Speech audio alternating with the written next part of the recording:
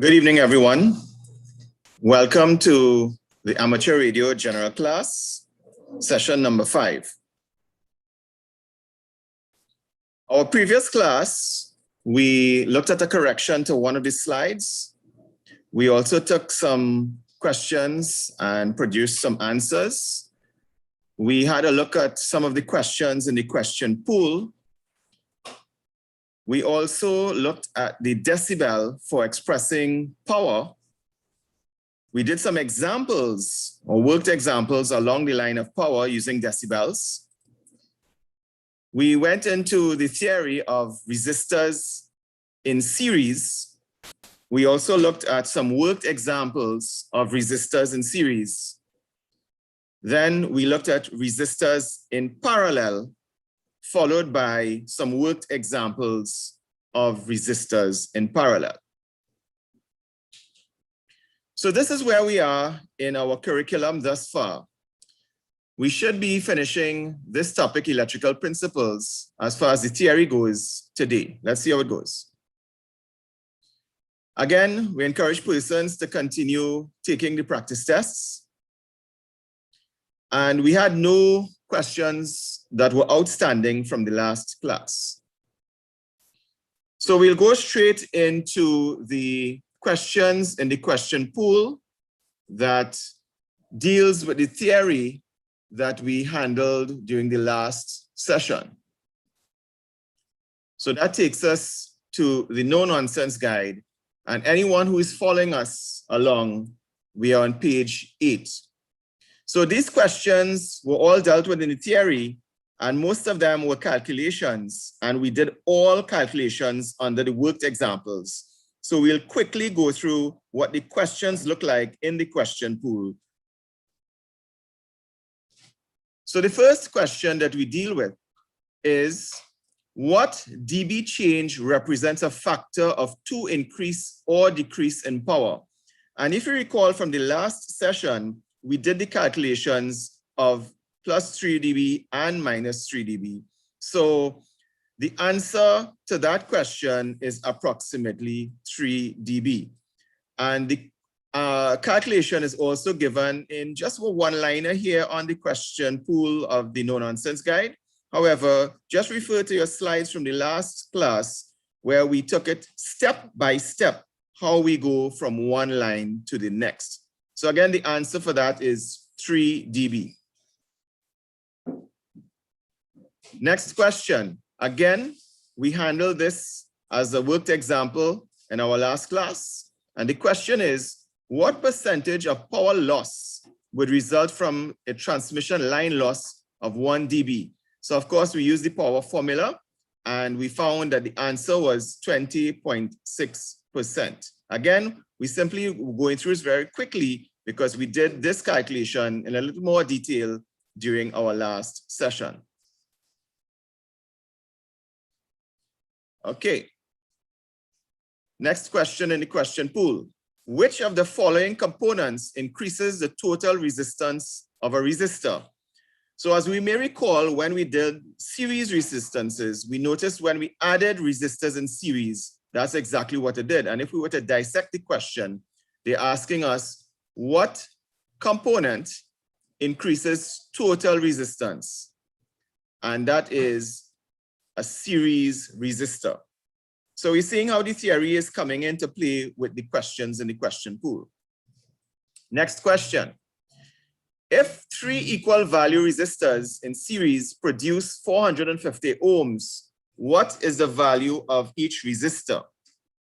So we also did this as a worked example. It's reproduced here in the no-nonsense guide. However, we took it step by step last class, and we found that when we did the calculation, the answer was 150 ohms. Again, if we were to dissect this question, they're telling us 3 equal value resistors. So we know all of them, R1, R2, and R3 are equal to each other. And when you add them up, they become 450 ohms total. So therefore, if it's 3 equal values, when you add them up, what value will make 450? Well, the answer is 150. 150 plus 150 plus 150 is 450. Again, the calculation is here. and also in the slide deck from the previous class. Next question in the question pool. So we're now coming to resistors in parallel. So parallel connected resistors. And the question is, what is the total resistance of 3 100 ohm resistors in parallel? So let's dissect that question. So they're telling us it's 3 100 ohm resistors. So it's 3 resistors, each of which is 100 ohms. And how are they connected? Are they saying series? No, they are said in parallel. And as we learned in the last class, we saw that when we connect resistors in parallel, when we calculate, the total resistance will actually be less than the value of one of them, all right? So this was also fully worked as a worked example in the last class. All right, the answer was 33.3 ohms, right? And if you remember, we had a sort of quick formula to use, so there we go. So let's deal with the last question in respect of our theory last class. What is the total resistance of a 10 ohm, a 20 ohm, and a 50 ohm resistor connected in parallel? So let's dissect this question a little bit. Again, we did this as a worked example, but now that we are looking at it, we're looking at it from the perspective of the question in the question pool. So let's dissect. So they're asking us for total resistance. But we are seeing that we have 3 resistors, 10 ohms, 20 ohms, 50 ohms. And how are they connected? They are connected in parallel. So therefore, we can't just add them up. Because they're in parallel, we have to use the formula for parallel resistors. And as the last class, we applied the formula and we found that the answer was approximately 5.9 ohms. So those were the questions in relation to the theory from our last session. So switching back now to our slide deck, we go straight into some more theory. So remember, we are doing circuits and we are looking at the different types of components in a circuit. And when you add them together, how do you calculate the total value depending on how you connect them, whether you connect them in series or parallel? That's what we're doing. And after a little while, you'll start to see a pattern. So let's go now with inductors.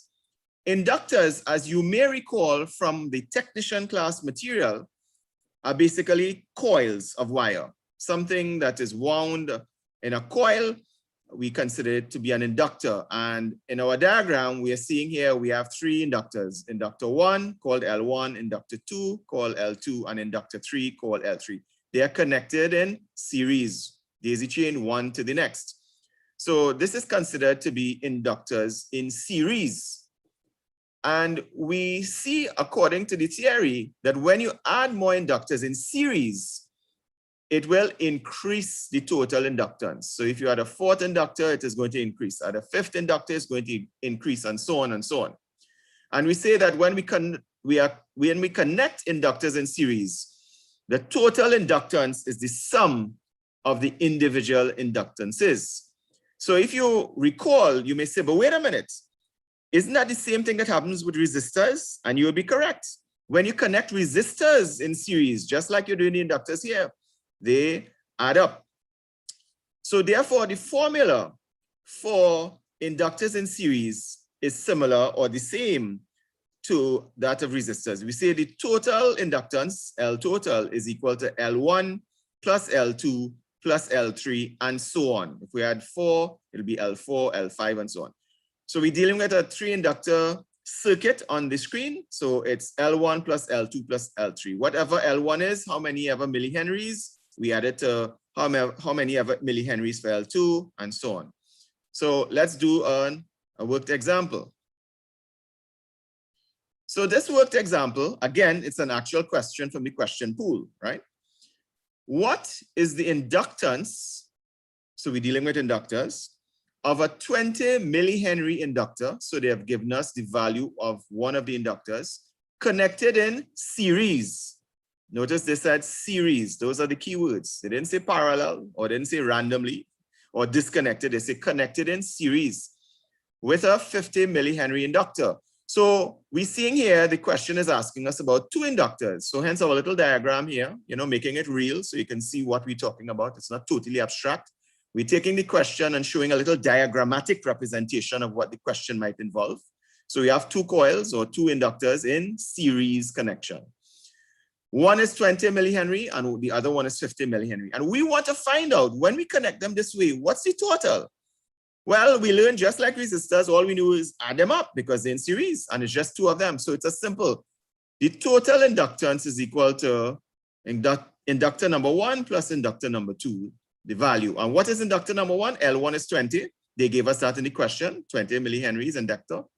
And what is value of L2? Well, they gave us that also in the question, 50 millihenries. So we have L1, we have L2. We just simply plug them into this formula. We get L total is equal to 20 plus 50, and that gives us 70. So our answer is 70 millihenries because the Henry is the unit of inductance. Let's look now at inductors in parallel. Well, you'll start to see some parallel thoughts. You will start to say, but wait a minute. I'm wondering if it's the same thing happened with the resistors in parallel. You'll be right. When you add more inductors in parallel, it will result in a decrease in the total inductance. Yes, just like resistors in parallel. So we say connecting inductors in parallel, the total inductance is lower. Again, similar to resistors. So you'll probably start to see a bit of a pattern with these formulas. All right, so we say the total inductance for parallel circuit of inductors will be 1 over L1 plus 1 over L2 plus 1 over L3 plus and so on and so on. All we have done compared to the resistor formula in parallel, we have just replaced R1 with L1, R2 with L2. So once you learn one formula, it's just, learning one formula that you could apply over and over again to the different components, right? But be very careful. All of them are not like that. When we come to something called capacitors, you'll see a difference. So we have these inductors, and they are in fact connected in parallel. This is how you parallelly, you do a parallel connection as opposed to series. You remember series is like this, yes?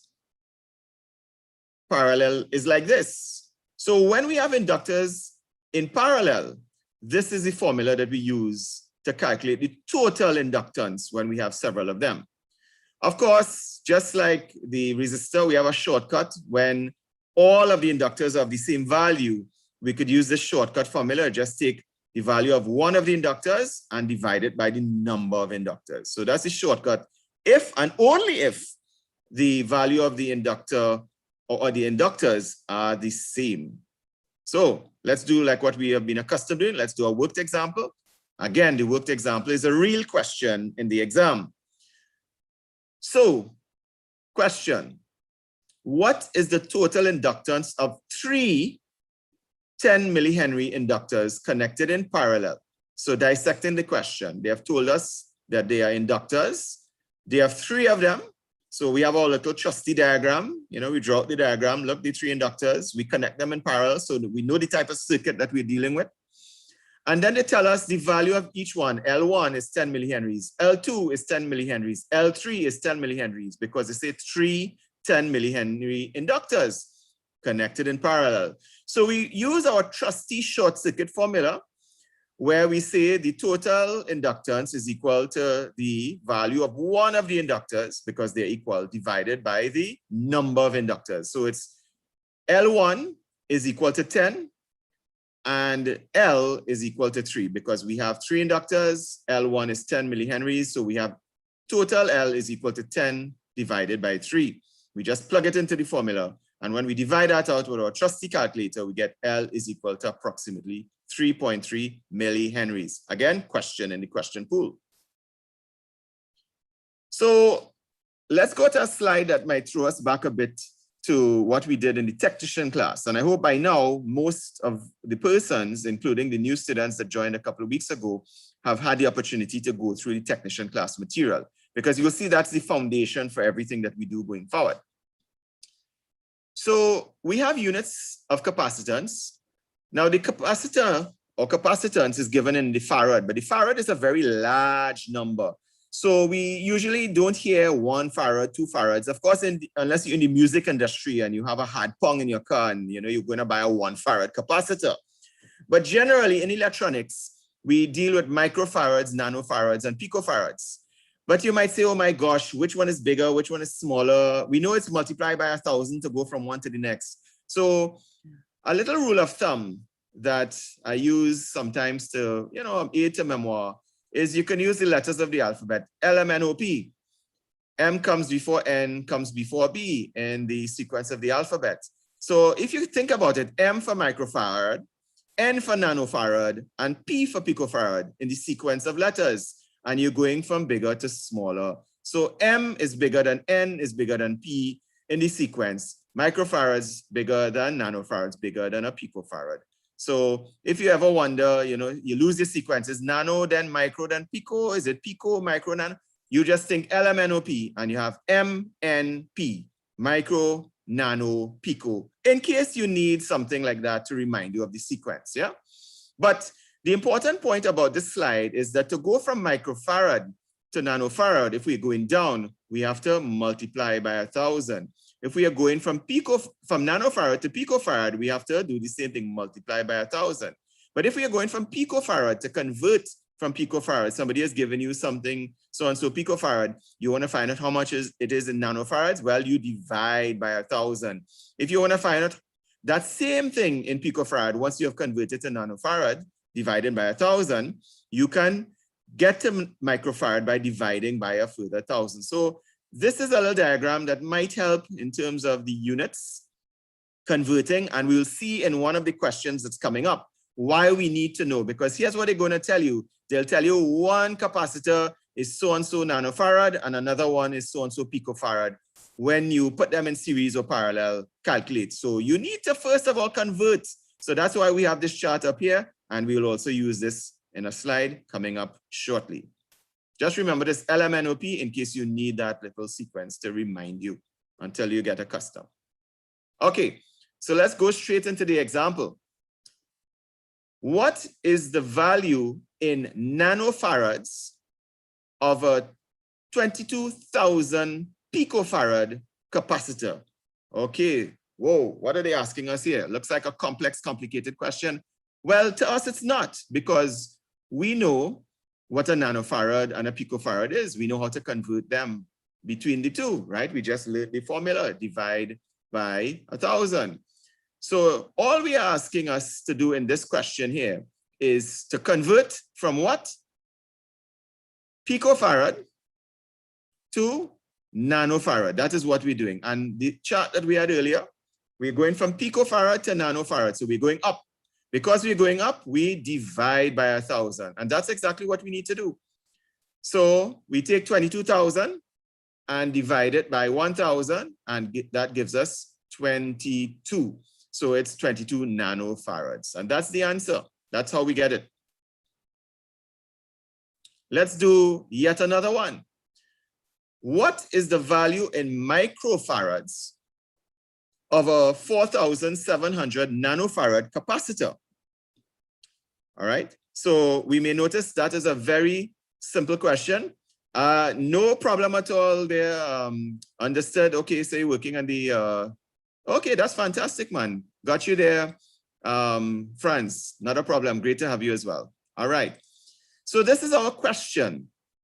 What is the value in microfarads? So we need to get 2 microfarads of a 4,700 nanofarad capacitor. So what do we need to convert from to?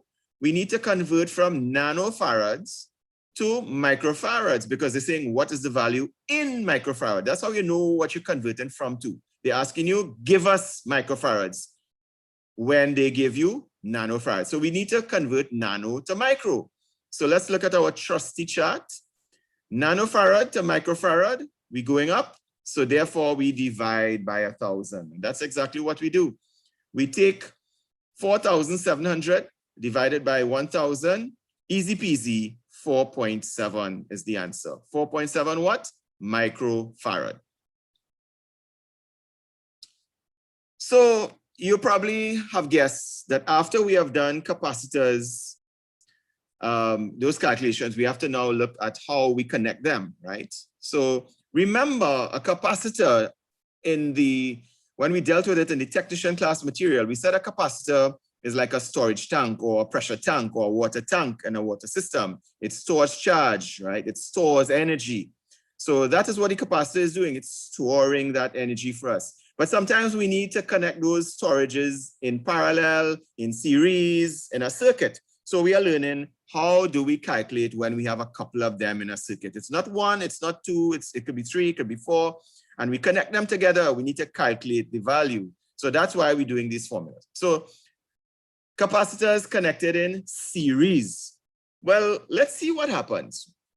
Remember before we did resistors in series, we did inductors in series, and we saw that when we did that, when we added them up, they actually increased, you know. But we're noticing here a difference in this slide, the theory. It says adding more capacitors in series will decrease the total capacitance. That's different to what we have been accustomed to talking about. We saw when we put things in series before, like resistors and inductors, it increased. But we're saying, look, for the capacitor is a different type of device. It actually decreases when you connect them in series like this. Yes. So connecting capacitors in series, the total capacitance is lower. And we note here that this is opposite of what we learned about resistors and inductors. So therefore, if it is opposite, the formula is also the opposite formula. So the capacitance of series connected capacitor, the total is given by 1 all over 1 over capacitor 1 plus 1 over capacitor 2 plus 1 over capacitor 3 and so on. So this formula should be looking very similar to you, but you say, but wait a minute. I know that for the parallel connected resistor, the parallel connected inductor, but this is a series connected capacitor. So it's the same formula or the same format of the formula. So it's not a new formula that you're learning. You're just really learning that a capacitor is the opposite in terms of the calculation. So very similar calculation. We also note that we have the shortcut as well. If you have more than one capacitor in series, you can use the shortcut formula of just dividing one of the values by the total number of values to get the total capacitance. So guess what? Let's do a worked example. All right, so to drive it home, according to this question, what is it asking? What is the capacitance of a 20 microfarad capacitor connected in series with a 50 microfarad capacitor? So let's dissect this. They're asking us about the total capacitance. And they have told us there are two capacitors, one 20 microfarad, another 50 microfarad. Those are the values of the capacitors. How are they connected? They are connected in series. So here we have our trusty diagram, keeping it real. This is how they're connected, daisy chain to one another. And we just learned that the formula for series connected capacitors is equal to 1 all over 1 over the first capacitor plus 1 over the second capacitor and so on. So we use this formula with two capacitors in it. What is C1? What is capacitor 1? Well, they gave it to us in the question. It says 20 microfarads. Therefore, C1 is 20. What is the value of C2? Well, they told us 50 microfarads. So C2 is 50. So we plug these values into the formula and we end up with C is equal to 1 all over 1 over 20 plus 1 over 50. And if we were to convert that to decimal, we C is equal to 1 all over 0.05 plus 0.07. If we to add those items on the denominator, we get C is equal to 1 over 0.07. And if we to use our trusty calculator to do a division, we'll find out that it's approximately 14.3 microfarads. So that is how we do a calculation involving capacitors. We simply use this formula and plug them in. Yeah. Okay. So here we go again. Another worked example. Capacitors connected in series. So a similar question. What is the capacitance of 3 100 microfarad capacitors connected in series? Let's dissect this question. So they're asking us for the total capacitance. So we need a total capacitance equal to something formula. What are the components? They're telling us it's 3 capacitors, but all of them are equal value, 100 microfarad each. So in this diagram, this one is a 100 microfarad capacitor, this one is a 100 microfarad capacitor, and C3, the last one, is also a 100 microfarad capacitor, daisy chained together. They're connected to each other in series. They're all 100 each. But what is the total when we connect them this way? We use our trusty formula. C is equal to 1 over C1 plus 1 over C2 plus 1 over C3. But what is C1, C2, and C3? Well, C1 is equal to C2 is equal to C3 because they are all the same. And what is that value? 100. So we can simply plug that in. 1 over 1 all over 1 over 100 plus 1 over 100 plus 1 over 100. When we turn that into decimal, we see it's equal to 1 all over 0.01 plus 0.01 plus 0.01. We add that up, we get C is equal to 1 over 0.03. We use our trusty calculator and we plug those values in and we get C is equal to 33.3 microfarad. That's 1 divided by 0.03, 33.3 microfarad. Now you may be thinking, but Robbie, you taught us that if they are equal in value, you could have simply used the shortcut formula, and you would be right. I leave that to you to try the shortcut formula yourself. You will get the same answer. So let's go with capacitors connected in parallel. So before we were doing capacitors connected in series like this, but we are now going to do capacitors connected in parallel. This is how, when we make a parallel connection, how we do the connections. Now, notice that the theory is telling us here that when you add more capacitors in parallel, it will increase the total capacitance. So you're saying to yourself, but wait a minute, that is also opposite to resistors and inductors. You would be correct, okay? Connecting capacitors in parallel, the total capacitance is the sum of the individual capacitances. This is the opposite of resistors and inductors. So we end up with a formula that says the total capacitance is equal to C1 plus C2 plus C3. Yes? So whatever the value of the first capacitor is, we add it to the value of the second capacitor, to the third capacitor, and we get the total capacitance. Notice that these are capacitors connected in parallel. What do we do after you do theory? We do a worked example. What is the equivalent capacitance of two 5.0 nanofarad capacitors and one 750 picofarad capacitors connected in parallel? So you're thinking, wait a minute, this is sounding like a trick question. Well, it might be, but you also know the theory that's required to solve this problem. Yes, we all do, because we did the theory. The theory that we need to look at is, let's look at the breakdown or the dissection of this question. What are they asking us? The total capacitance. How many capacitors we have? Well, really 2 capacitors. And how are they connected? They're connected in parallel. So we have to use the formula for connected capacitors, right? So a little typo here on the screen. I do apologize for that. So I'll fix these slides for the next class, but let's just push on through. The 2 things we have to do is we have to add the capacitors together. It's only 2 capacitors. The error I have on the formula here, I'm showing 3 capacitors. So again, we'll correct those.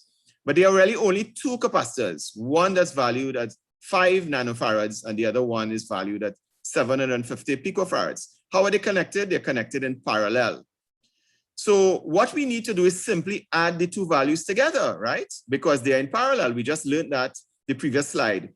If you want to find the total of the capacitors, you just add them together when they are in parallel. So you should say, well, let's just add 5 to 750. But we cannot just add 5 to 750 and get 755.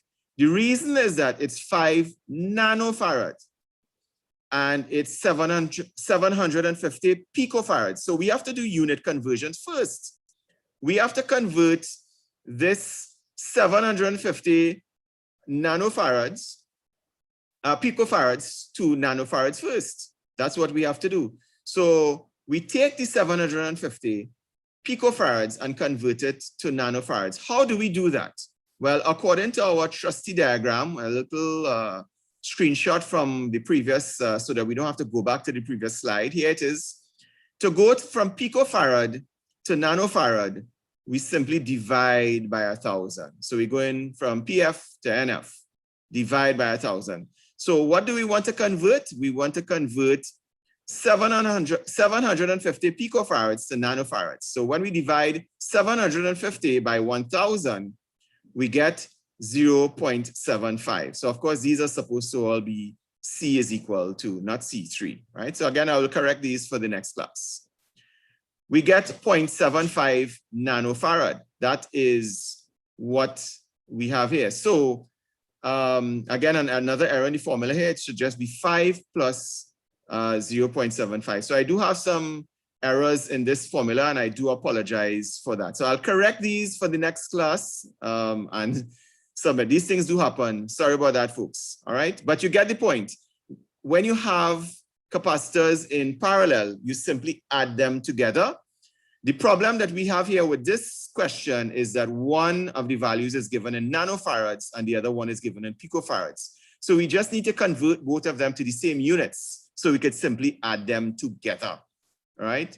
So folks, at this time, we will take a short break, 2 minutes, and let us stretch our legs, have a drink of water, a little bathroom break, and we'll come right back.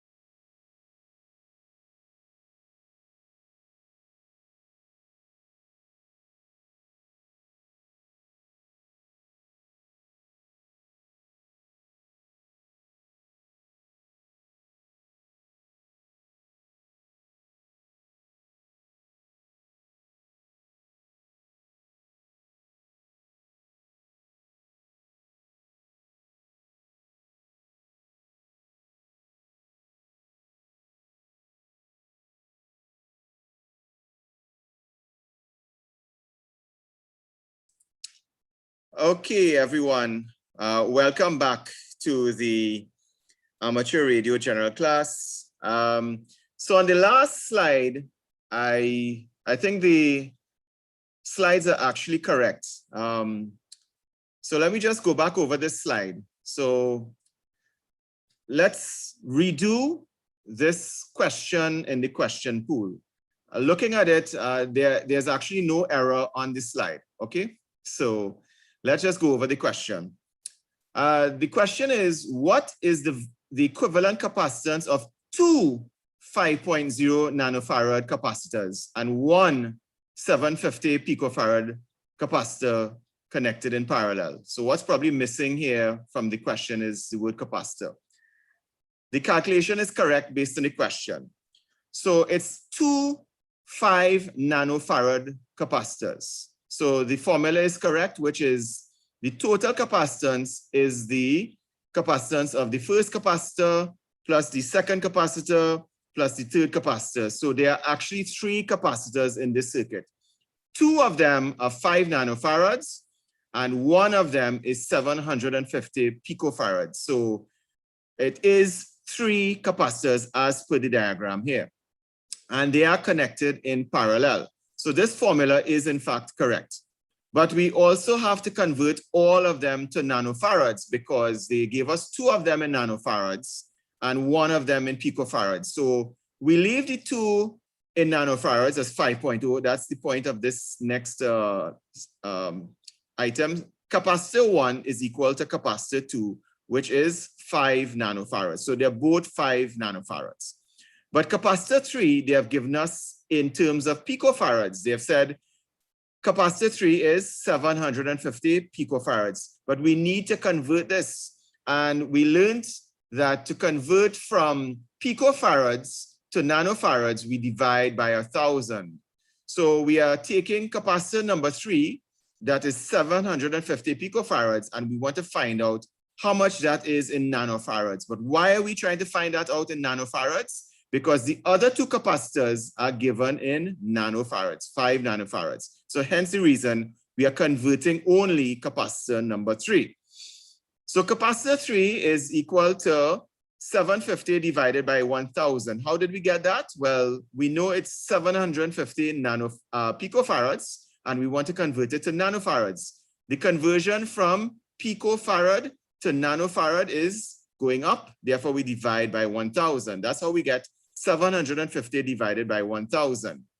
So therefore, capacitor 3, the value of capacitor 3 is equal to 0.75 nanofarads. So we now have all 3 capacitors in terms of nanofarads.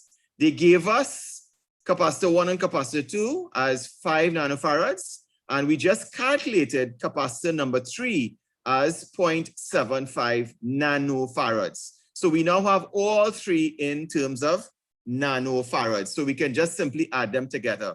So the total capacitance is equal to 5, which is the value of the first capacitor, plus 5, which is the value of the second capacitor. Notice they said 2 5 nanofarad capacitors. So that's how we get the 5 plus 5.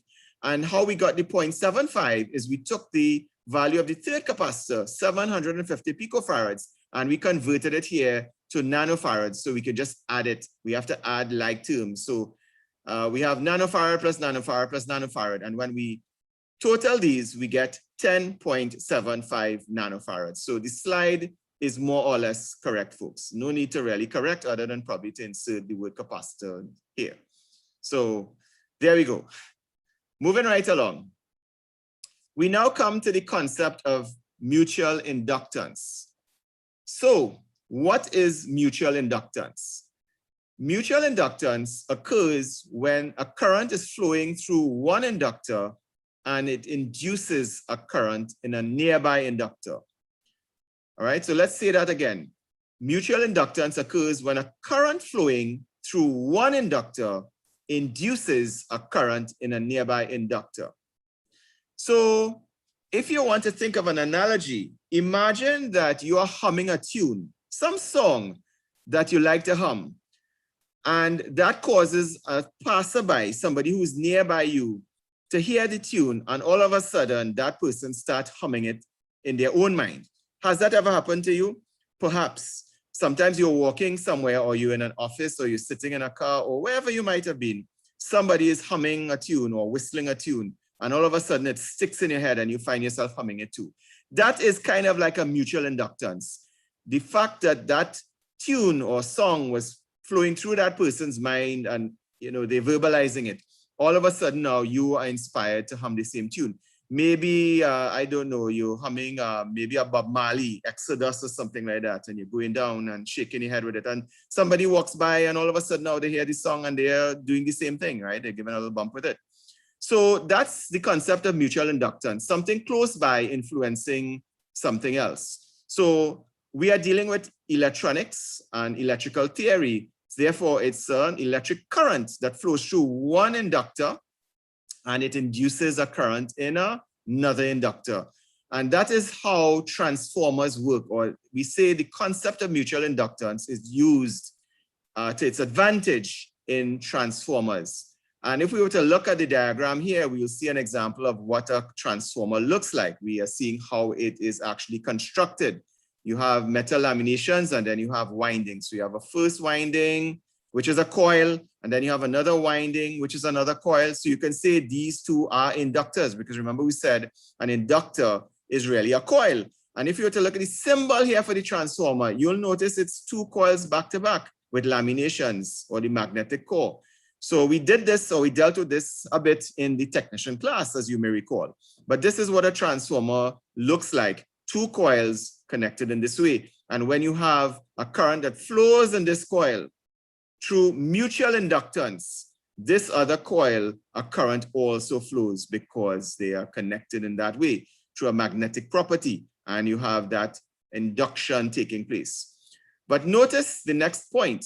When an alternating current, and by the way, for transformers to work in this way, it must be alternating current. It doesn't work with direct current. The current must be going positive and negative, or back and forth.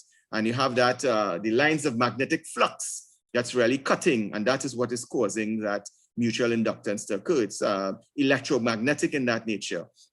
So when that current, AC current, flows in this first coil, or the first winding, or what we call the primary winding, it induces a current to flow in the other winding, and therefore a voltage appears across the secondary. So you have the primary, you apply an alternating current, and it induces an alternating current in the secondary coil, or the secondary winding of the transformer, and therefore a voltage appear across the terminals so connected. So that's the concept of a transformer. And getting a little more detailed into transformers. So the first point we're saying is that the voltage across the secondary winding is proportional to the ratio of the number of turns to the primary winding.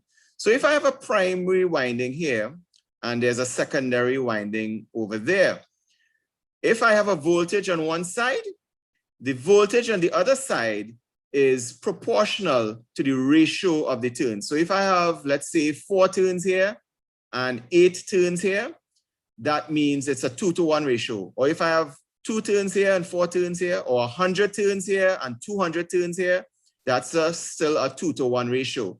So if I input 1 voltage, the other side, it will be twice the voltage. So that's what we mean by the voltage on the secondary, which is the output side, is going to be proportional to the ratio of the windings. So if it's a 2-to-1 ratio, or let's say 2 windings of the coil here and 4 windings of the coil here, that is twice times, you're going to have a 2-to-1 ratio of the voltage. So if you apply 110 volts here, and it's a 2-to-1 ratio, you get 220 volts on the outside. That is what this diagram is saying. And that's exactly how transformers work. If you were to look up at those transformers on the street poles, it's coming in at 1 voltage, and you have step up and step down transformers, right? So it's based on the ratio.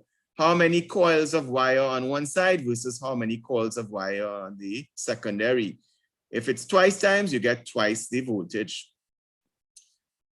So if the voltage across the secondary winding is greater than the primary winding, then that transformer is considered to be a step-up transformer. The number of turns is higher on the secondary winding. So let's look at that visually here. So If we have a few turns on the primary and many turns on the secondary, when we put the voltage in on the primary, the voltage on the output side, the secondary, will be higher. And that is considered a step up. Why step up? Because you have a lower voltage on the primary and a higher voltage. So you're stepping up the voltage. You may have 110 volts on the primary and the output is 220. So you have just stepped up the voltage. That is how you take alternating current and change the voltage, or one of the ways you step up. So in this way, it's considered a step-up transformer because you have voltage in at one value, 110, and it's coming out at 220, for instance, and that is a step-up transformer. Now, if the voltage across the secondary winding is less than the primary winding, then the transformer is called a step-down transformer. So if we were to go to this other transformer at the bottom, notice that the primary windings, you're seeing more windings on the primary and less windings on the secondary. So therefore, the voltage coming in here will be higher than the voltage going out on the other side. You apply 220 volts, for instance, on the primary, and you get 110 volts out on the secondary. And because the voltage is lowering or stepping down, you call this a step-down transformer. So it's the opposite of the step-up. Note that you can actually reverse the input and output to make a step-up become a step-down. So all you do is flip it around. Notice that these two are very similar, except that it's turned the other way for the other one, right? But there's a warning that we will give you in a short while. You don't just do it just so, right? You have to be mindful of some other properties as well. But on its own, you can take a step down and make it a step up by just reversing the side of the input. So we talked about primary and secondary windings, and we have a formula. If you know the value of the primary input voltage, you could get the secondary output voltage. And this is our formula here. The secondary voltage is equal to the primary voltage multiplied by the ratio, what we call the turns ratio, which is given by the number of turns in the secondary over the number of turns in the primary. So the number of turns that we're talking about here, or secondary turns, is just how many times this wire coils around. So if you wrap it around twice, that's twice. If it's 3 times, 4 times, 8 times, 10 times, that's the number of turns. How many times does this wire coil around or wrap around? Okay, so that's what they mean by secondary turns. Literally, how many turns the wire has made around. And the primary turns, it's the same thing, how many times. If we were to look at this diagram, we'll see that the primary has about 4 turns, 1, 2, 3, 4. If we were to count on the secondary has twice times, about 8 turns, 1, 2, 3, 4, 5, 6, 7, 8. So this is a ratio here. You have 4 to 8. So therefore, it's a 2-to-1 ratio. The secondary is twice the primary. Yes. So once we have that ratio, what we call the turns ratio, and the turns ratio is simply this part of the formula. The number of turns of the secondary, 8, over the number of turns of the primary, 4. And that gives you the ratio. That's how you get 2-to-1. If you take 8 and divide by 4, you'll get 2. So it's a 2-to-1 ratio. All right. So primary, secondary. And this is our formula, trusty formula that will come in handy shortly. The secondary voltage, the output voltage on this side of the transformer, is equal to the voltage that you put in on the primary side multiplied by the turns ratio. So let's go straight to a worked example that deals with transformers.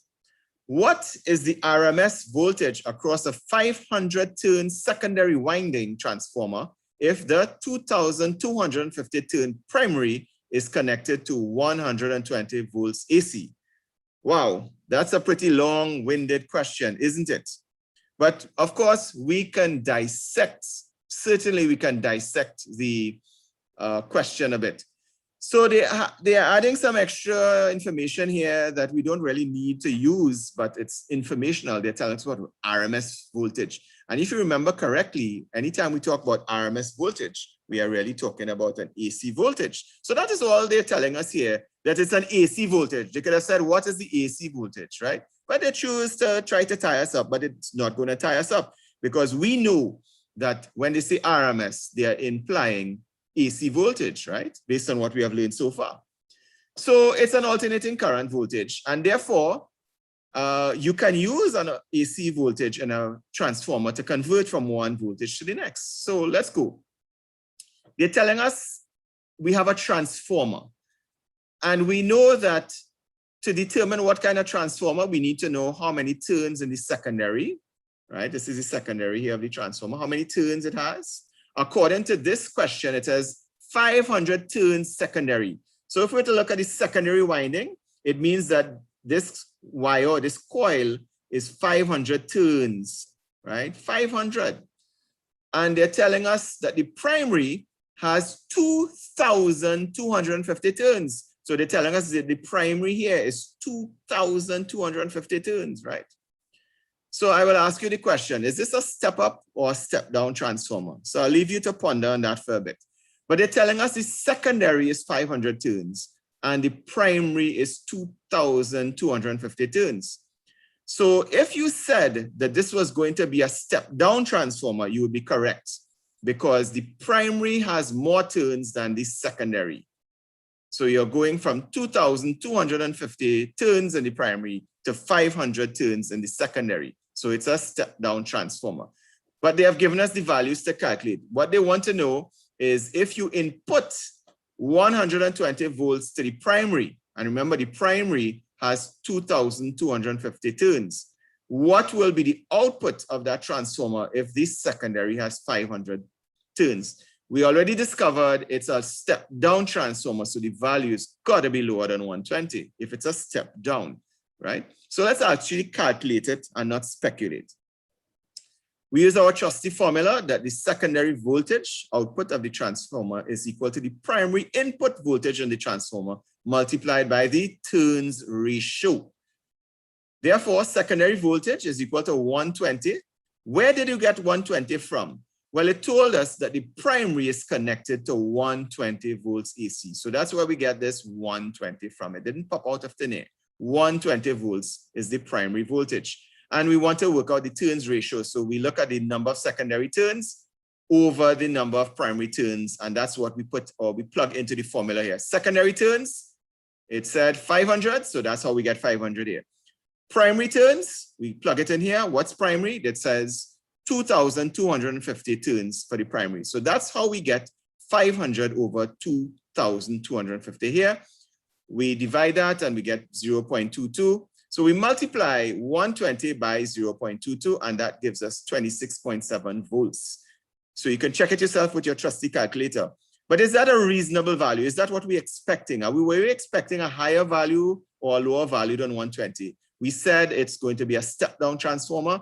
So this seems to be consistent with the fact that we are stepping down the voltage using a transformer. With a 120 volt AC input, you're going to get 26.7 volts AC output using this step-down transformer with 500 turns in the secondary and 2,250 turns in the primary.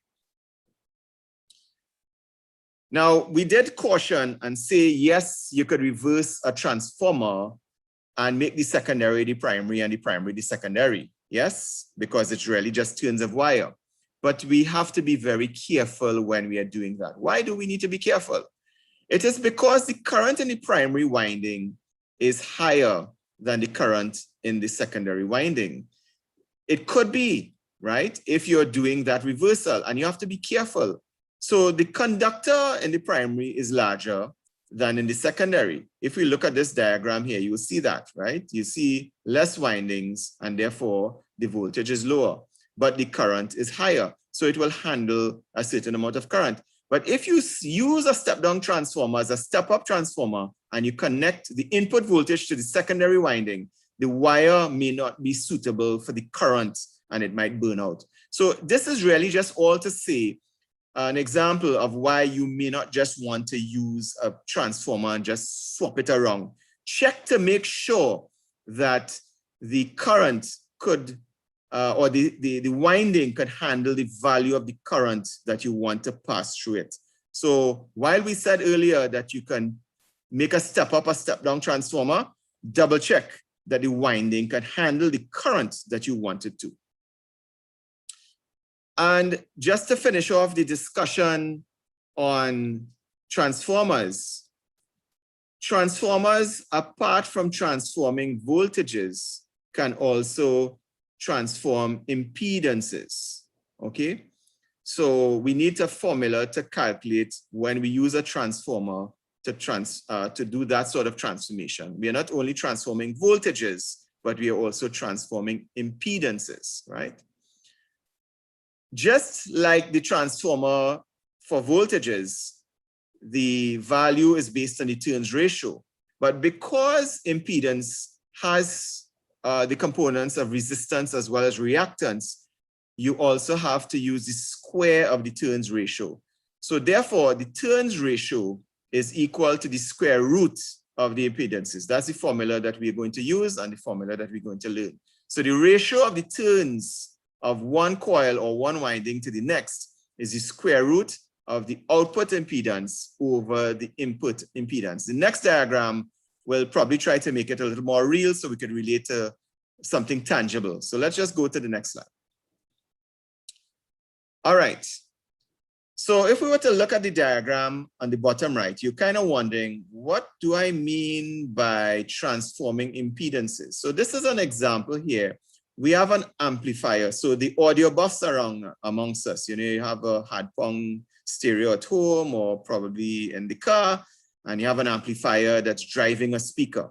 But sometimes the amplifier itself, right? The impedance of the output of that amplifier is not the same as the expected input impedance of the speaker.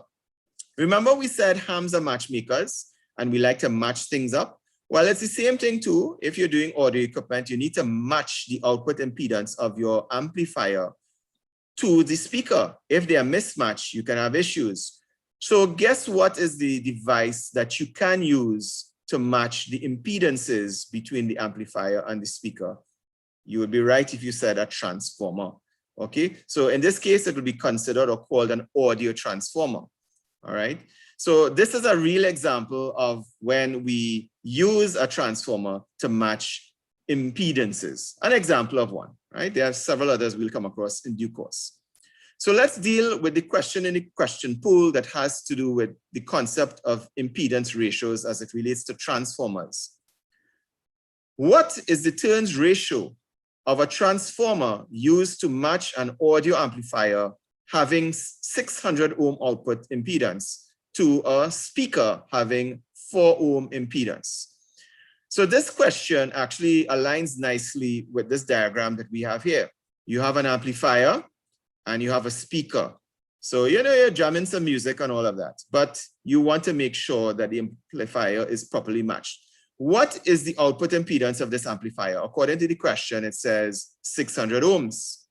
But what is the input impedance of the speaker? It says the speaker has a 4 ohm impedance. So we have to match a 600 ohm amplifier with a 4 ohm speaker. That's according to the question here. And we learned from the previous slide that the formula to discover what the turns ratio is, or the ratio of the input to the output turns, or the primary to the secondary, is we use the square root of the impedances, output over input impedance. They gave us that. They gave us what the output impedance is of the amplifier, and they gave us the input impedance of the speaker. So we just need to square root that. So we use this formula, our trusty formula, and we include, or we insert, or we replace, or we substitute the values into the formula. What is the value of the output impedance? They gave it to us. They said it's 600 ohms. What is the value of the impedance, the input impedance? They gave it to us. It says 4 ohms. So we just plug that in. And this is supposed to be the square root of all of this, not just the square root of 600. So again, apologies for the little typo here. When we divide 4 into 600, we get 150. So it's equal to the square root of 150. We plug 150 into our trusty calculator and we take the square root and we get 12.2. So the turns ratio, the answer is 12.2. So that is the theory as it relates to the impedance ratio. We will next class deal with all of the questions in the question pool that it relates to all of the theories that we did today. So, folks, we just like to emphasize and remind persons who have not yet looked at the technician class material, if some of these things are sounding a little bit foreign to you. I'm seeing some questions in the chat box, and we can certainly answer those for you. Yes, thanks a lot, Anthony and George, for the questions. We will deal with them in the Q&A. Just in respect of time, we are about 2 or 3 minutes over time, as it were. So we'll deal with that under Q&A. So certainly, please continue reviewing the technician class videos at tech.ttreact.com, or you could look at it on YouTube. It's very important. If any of the concepts at this stage is giving you any difficulty, I encourage you to review those technician class videos. It can help you as well. Feel free to review the general class videos also, the ones that have been posted. Remember, you should expect an email once per week. And if you're not, please contact me. I did have a couple of persons contact me who have been looking at the YouTube videos and say, hey, I've not been getting my email. And it's simply that we don't have your registration. So you just need to register at the website general.ttreact.com, and you will be included in the emails as well as the SMS messages. You should get at least one of that per week for now. But email is the main way that we communicate to all participants. Again, COVID-19 cases, certainly on the rise in TNT, further restrictive measures. Everyone, please be safe out there. React is, React month is the month of May, and we are having a special virtual event on Saturday coming. That's tomorrow at 8 p.m. So all participants are invited. The link, the Zoom link is given on the screen, reactmonth.ttreact.com. You're all invited, 8 p.m. should go for no more than an hour. So May is also NDPPM, National Disaster Prevention and Preparedness Month in TNT. So look out for the ODPM issuing a lot of advisories, hurricanes, wet season advisories, and so on. And of course, we have Mother's Day coming up on Sunday. So we'd like to wish all mothers certainly happy Mother's Day. Our next session is expected to be on Friday, the 14th of May, God's willing, usual time, 8:30 p.m. And you can look forward to getting the usual email as well with the links, and once the video is stuck, as well as the link for the sessions. Again, I know persons may be having problems with the short link, but the long link will work, and you get that via the email. All right, so I'm not aware of anyone having any problems with the long link. I think a few still have with the short link. Those who are sorry that it's not working for you, but the long link will work. For those of you who the short link works, please continue to use it. So everyone, do have yourselves a good night. All the best and take good care. Thank you very much.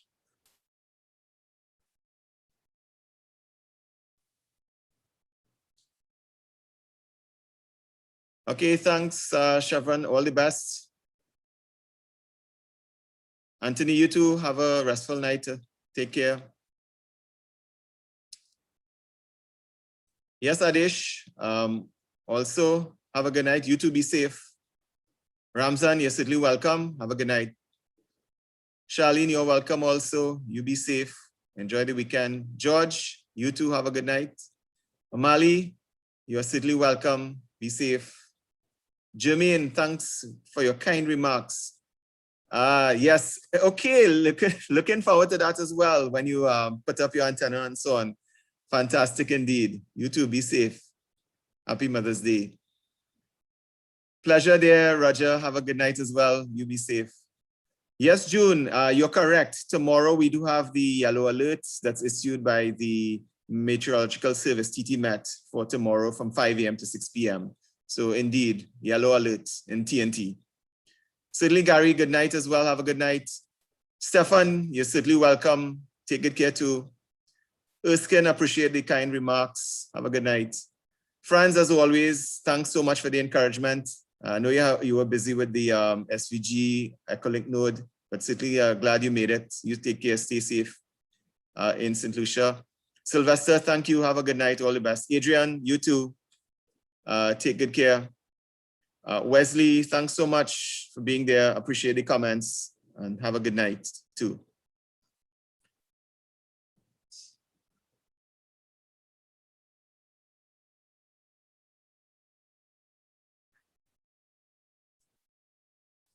Thanks a lot there, Sherwin. Appreciate the comments. Take good care. All right, Jerome, you as well. Have a good night. Be safe.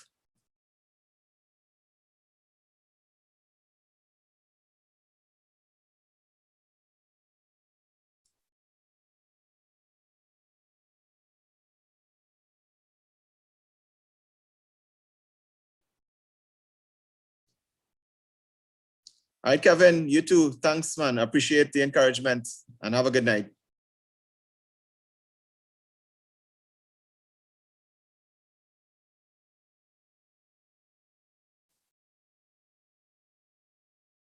Okay, Sherwin, noted. Well, great. Glad to know first class. Welcome on board indeed, and certainly encourage you to check out the technician class sessions. And also we have the general class sessions recorded as well. So just confirming that you are on the email address. If not, just WhatsApp me 682-2212. Or you can send me an email, Robbie, R-O-B-B-Y at 9z4rg.com. It's on the screen there.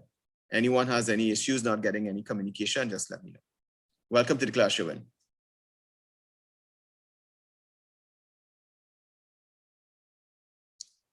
Okay, folks, have a good night all. Take good care. Okay, Natasha, have a good night. Bye.